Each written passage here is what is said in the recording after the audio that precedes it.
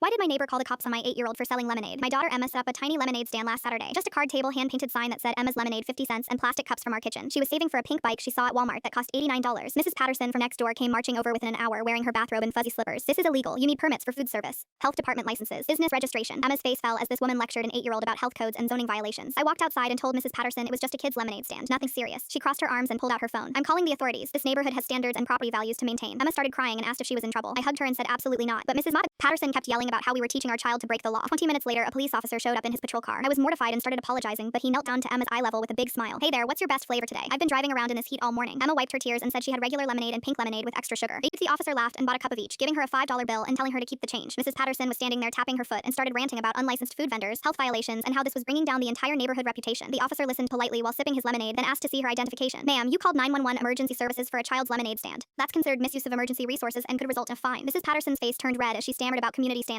While he was explaining proper emergency procedures to her, more neighbors started coming out of their houses. Mrs. Chen from across the street bought 3 cups for her grandkids. The Johnson family from down the block brought their whole family over. Within an hour, Emma had a line of customers stretching down our driveway. Mrs. Patterson was getting more furious by the minute. This is absolutely ridiculous. Where are the health inspectors? Someone needs to shut this down immediately. The officer smiled and pulled out a small handbook. Ma'am, lemonade stands operated by children under 14 are specifically exempt from business permits in this city. It's actually written into Municipal Ordinance 47B. He showed her the exact page while Emma counted her growing pile of quarters and dollar bills. More neighbors kept arriving, some bringing their own kids to see what the excitement was about. The Henderson family brought folding chairs and made it a social event. By evening, Emma had made $47.75. She was sitting at our kitchen table counting her money in neat piles when Mrs. Patterson stormed back over to our front door. I'm reporting this whole circus to the city council and the mayor's office. That's when I remembered something important. I pulled up our neighborhood Facebook page and shared photos of Emma's lemonade stand with the caption, "Local 8-year-old entrepreneur working hard to save money for her first bike. So proud of this little businesswoman." The post exploded across our community. Neighbors were sharing it, commenting with heart emojis and tagging their friends. Within 2 hours, it had 200 likes and 50 shares. People were driving over from other neighborhoods just to buy lemonade and support Emma. By Monday morning, the story had been picked up by our local newspaper. The reporter interviewed Emma about her business goals and took photos of her restocking her stand with fresh lemons. By Tuesday, a bike shop owner had seen the article and called to offer Emma a part-time job washing bikes after school for extra money. Mrs. Patterson tried complaining to the Homeowners Association president, but he shut her down immediately. We absolutely support young entrepreneurs in this community. That little girl is learning valuable life skills. The newspaper article brought even more customers. Emma started keeping a customer log and learned to make change properly. She expanded her menu to include cookies that we baked together and started setting business hours. Emma bought her pink bike exactly 3 weeks later with money she earned herself.